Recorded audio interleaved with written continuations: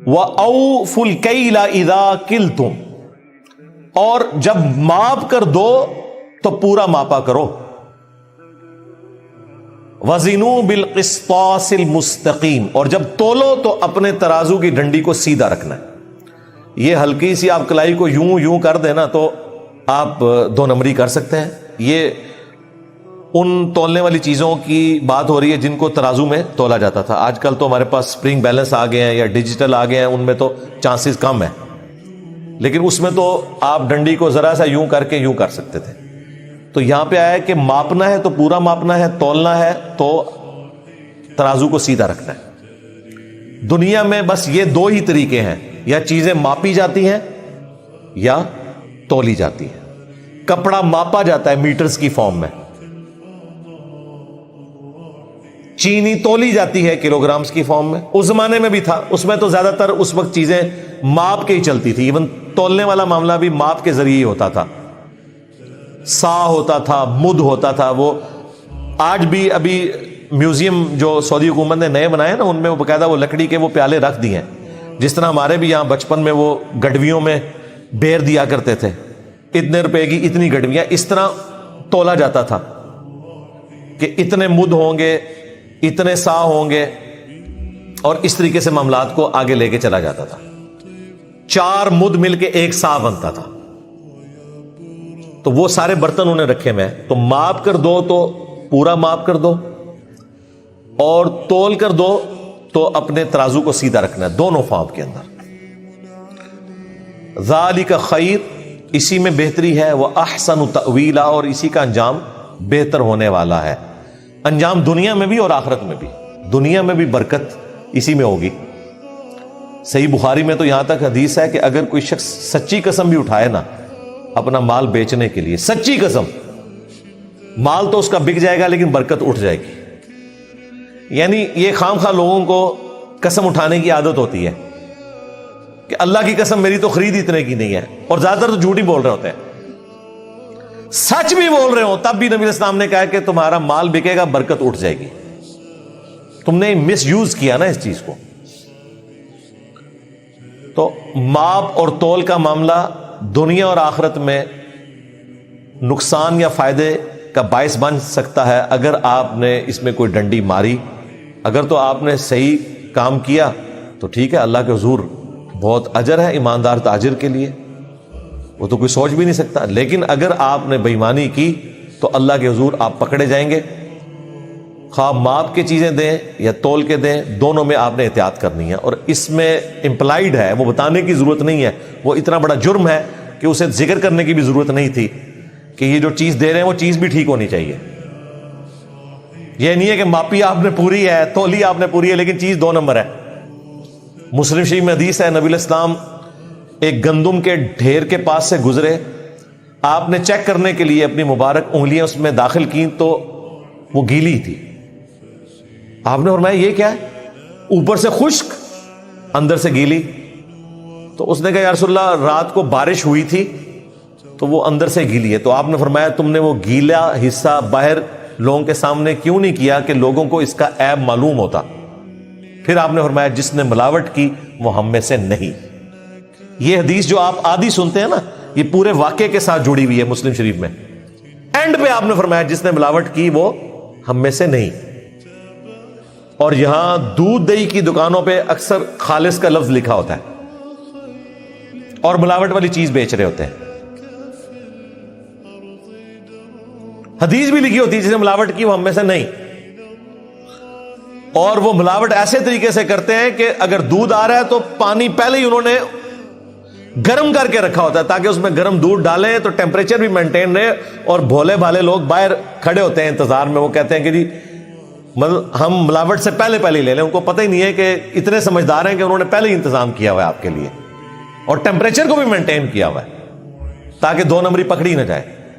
وہ تو چھوڑ دیں جو لوگ کیمیکلز ڈال کے دودھ بنا رہے ہیں، وہ تو کسی کھاتے میں نہیں نا. میں جو خالص دودھ کے اندر بھی ملاوٹ کر رہے ہیں، وہ لوگ تو آپ کے محسن ہیں جو آپ کو پانی ڈال کے، چاہے وہ چھپڑے کا پانی ڈال کے دودھ دے رہے ہیں. چلے وہ جب ابالا جائے گا تو اس کے جراثیم مر جائیں گے، لیکن یہ جو کیمیکل والا دودھ دے رہے ہیں یہ تو آپ کو قتل کرنے کی سازش کر رہے ہیں. کیا بیماریاں ہیں جو آپ کے اندر انجیکٹ کر رہے ہیں. تو پانی والا دودھ اگر خالص کر کے بیچیں گے تو حرام ہی کمائیں گے. بہتر یہ کہ آپ کو یہ لکھنے کی ضرورت نہیں خالص دودھ اویلیبل ہے, دودھ کا ریٹ لگائیں, اور اگر آپ خالص بیچنا چاہتے ہیں تو آپ لکھیں کہ جو خالص دودھ ہے اس کا ریٹ آج کی ڈیٹ میں تقریباً 220-30 روپے کلو وہ پڑتا ہے, اور جو ملاوٹ والا دودھ ہے وہ 160 روپے, 70 روپے, 180 روپے, یہ آپ لکھ دیں. کیا ضرورت ہے خالص لکھنے کی؟ اور دودھ میں پانی ملانا نبی علیہ السلام کی سنت ہے دودھ کو ٹھنڈا کرنے کے لیے, یہ بھی ذہن میں رکھیے گا. دودھ میں پانی ملانا گناہ نہیں ہے, دودھ میں پانی ملا کے اسے خالص کہہ کے بیچنا گناہ ہے. اگلے زمانوں میں برف تو نہیں ہوتی تھی نا, یہ برف تو 20ویں صدی میں ہی شروع ہوئی ہے آ کے.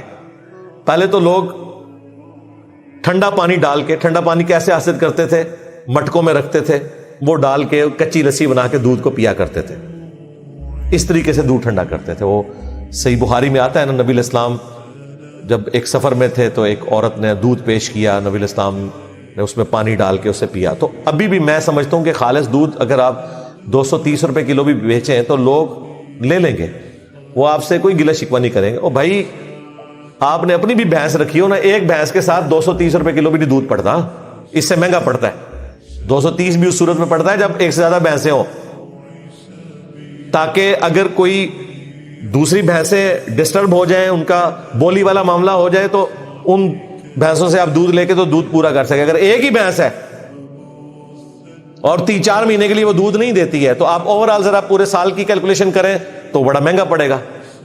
اس لیے بعض لوگوں نے گائے بھی رکھی ہوتی ہے, وہ گائے کا دودھ بھی مکس کر دیتے ہیں. تو کیا حرج ہے, لوگوں کو بتا دیں کہ جی اتنے % ہم گائے کا دودھ مکس کرتے ہیں, یا اتنے % ہم پانی ڈالتے ہیں, یا اس میں ہم پانی کے بغیر والا دودھ جو ہے وہ لینا ہے, تو بھائی یہ ہے دودھ, وہ خالص دودھ ہوگا. یہ بتانے میں کوئی حرج نہیں ہے, کیونکہ یہ جن لوگوں کو آپ دودھ بیچ رہے ہیں نا, جب وہ دودھ گرم کرتے ہیں نا, اگلے دن جب وہ دودھ کی حالت صبح دیکھتے ہیں نا, تو آپ پہ لانتے بھیج رہے ہوتے ہیں. بہتر یہ ہے کہ لانتے تو آپ کو پڑھنی ہی ہے, کہ نہ سمجھے کہ لوگوں کو نہیں پتا کہ آپ مکس کر رہے ہیں. بہتر یہ ہے کہ آپ لوگوں کو پہلے ہی بتا دیں کہ بھائی 230 روپے خالص دودھ ہے آج کی ڈیٹ میں 15 ستمبر 2024, اس سے کام میں پڑتا نہیں. بھائی اپنی بھینس رکھو پال کے, تو ذرا بتاؤ کہ کتنے کا پڑے گا.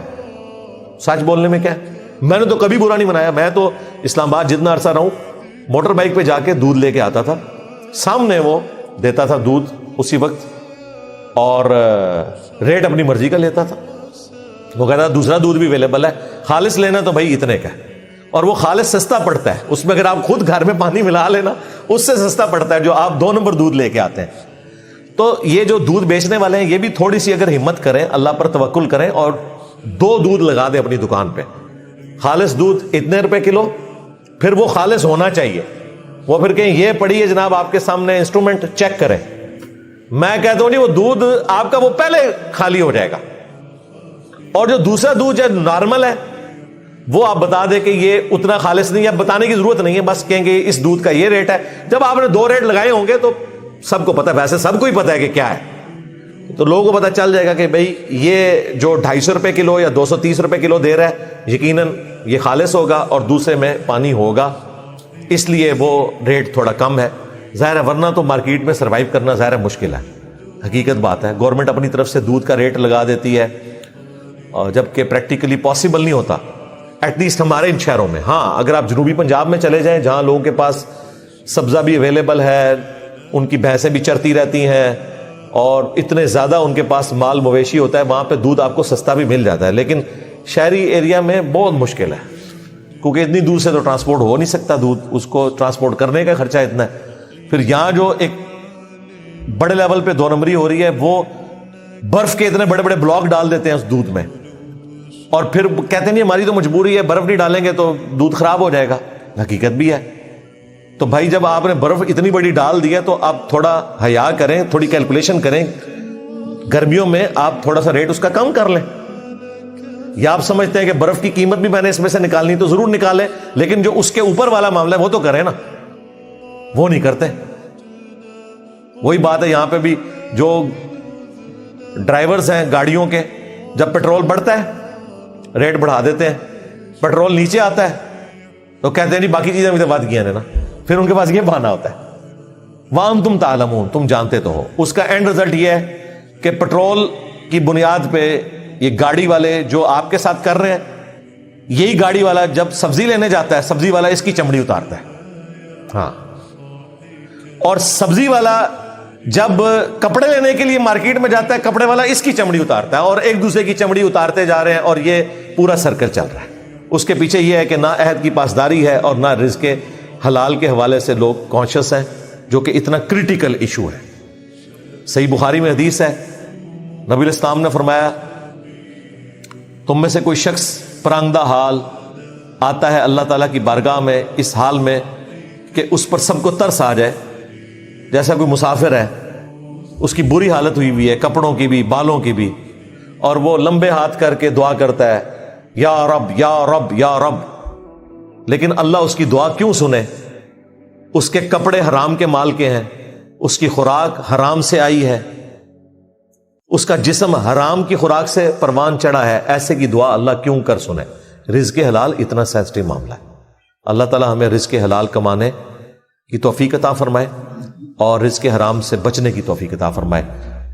سبحانک اللہم و بحمدک، اشہد ان لا الہ الا انت، استغفرک و اتوب الیک، وما علینا الا البلاغ المبین۔ جزاکم اللہ خیرا۔